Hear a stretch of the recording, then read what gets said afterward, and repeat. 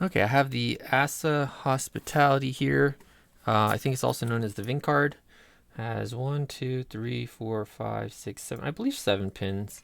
It's pretty neat. I only have the one key cut for it. I think you can get multiple key cuts for it because it's got this kind of neat thing when you turn it about 45 degrees to about here.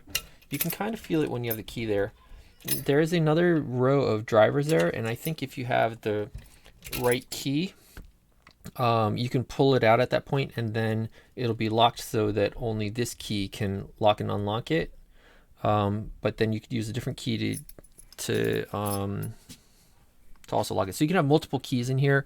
I think it's like you can have like a maid's key, like a, I don't know, master key, all different types of keys. And I think there is some mastering in here, like master wafers and stuff like that. So we'll see when, because this is guttable, we'll take a look at the inside. Of course, I didn't get anything ready, so let's see. I'm going to grab a tensioner from my million tensioners. Will this work? Yeah, that might work. And then the keyway looks really open, so I'll grab one of these. And I'll grab one of these. Let's see how this works. So I think there are like spools and stuff in here, but let's see. I'm gonna start at the back, pin 7, see if I can feel something.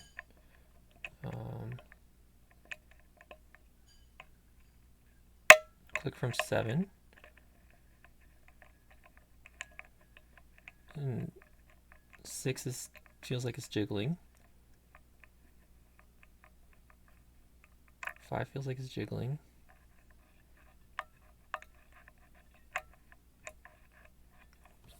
Having a hard time figuring out what pin I'm on, so I'm just losing count on my pins. I'm just going to feel for pin states, if they're jiggling or if they're binding.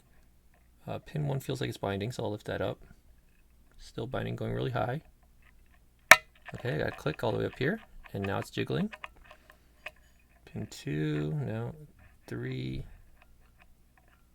jiggle. 4, jiggle. 5 now feels like it's binding. Pretty sure. Double check. Yeah, 5 feels like it's binding. Although I'm getting counter rotation when I push on 5, so I gotta click out of it anyways. And now it's jiggling. 6. Little tiny bit of jiggle, so I'll leave it alone. Anytime you feel spring, leave it alone.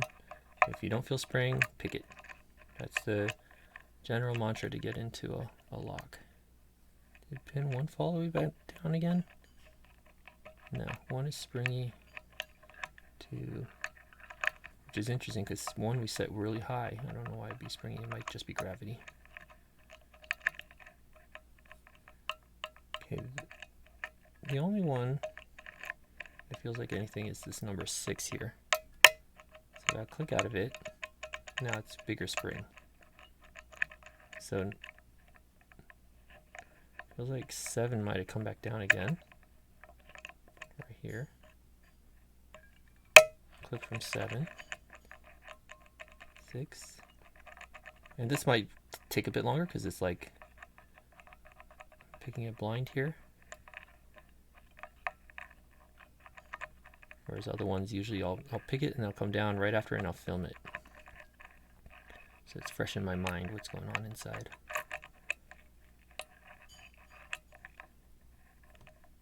Pin 1 is binding again.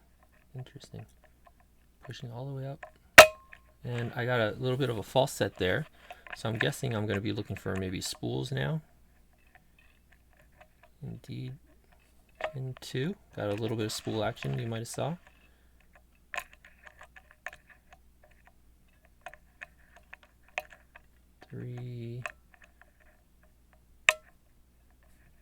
Just 4. Okay, got a little bit of counter rotation on. I think this is 4.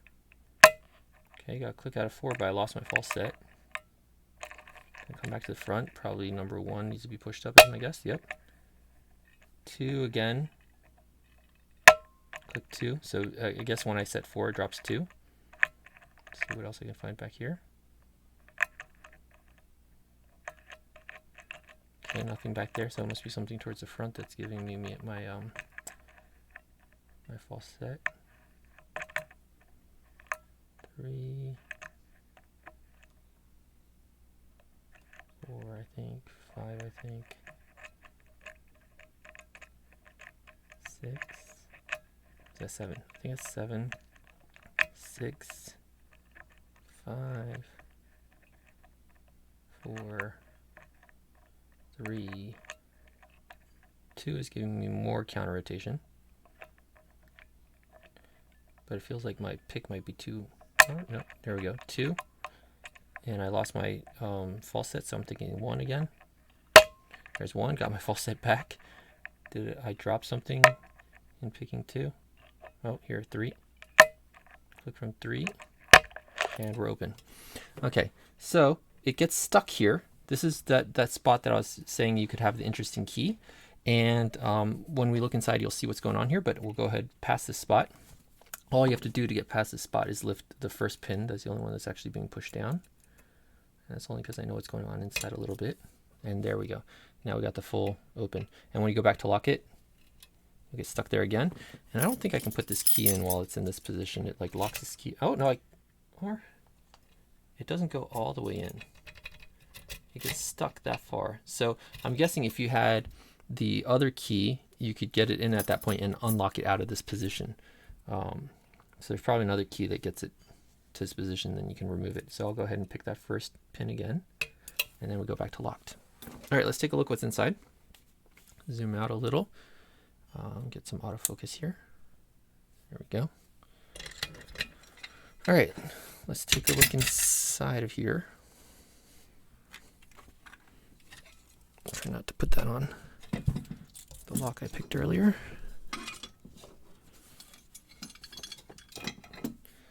All right.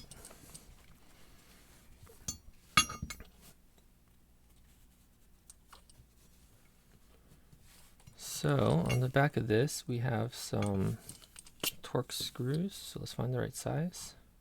You can see I really didn't prepare anything for this video. Like normally I'd have the correct size already chosen and ready for, that feels like it might work. Take these 2 screws off.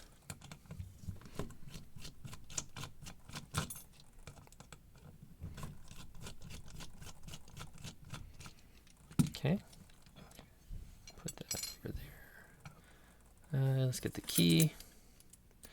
You know what? This might do well to shim. Maybe not. We'll see. But I don't seem to have. Okay, that will work. Like it has the gap over there. So let's go ahead and follow this out. And there we go. Put that down there. Nothing special, I don't think, going on. 1. Looks like a steel pin. And 1, 2. These are 3 has a couple of master wafers in there. So that said, maybe I should. Well, I guess the key pins are always a different. They got the tapering on the bottom. 4, 5, 6, and 7. Nothing special going on in the plug there. It's a standard plug. Let's look at the drivers. Tweezers. Okay, which ones are? So here's where we're going to see. The first one is just a standard driver, but you can see, let's pull the spring out too, that to the side of it right here, we got another driver, but that's like captive. I think to get that out, you have to pull this brass plate off, which I can't. I'd have to figure out how to get that off, but it retains that. All right, the second one is a spool. We felt that spool when we were picking, so that was expected. Third one, we felt a spool as well, so we should expect a spool on 3. And there is a normal spool that looks like that's a little trampoline pin actually. Let me see, is that number 2 also trampoline? Number 2 is also trampoline pin. So you see that? It's like a spool, but it's got that little ramp in the middle. So these are trampoline pins, not spools.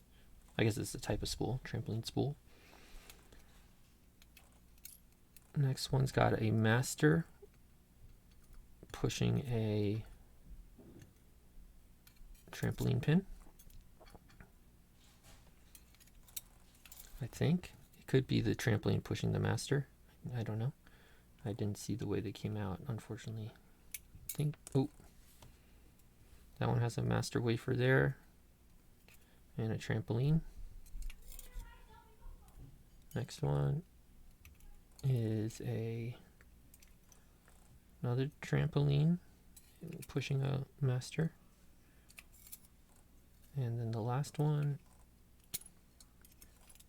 is a standard. And we'll take a look inside this Bible here. So up in here, you got the chambers that all that came out of there.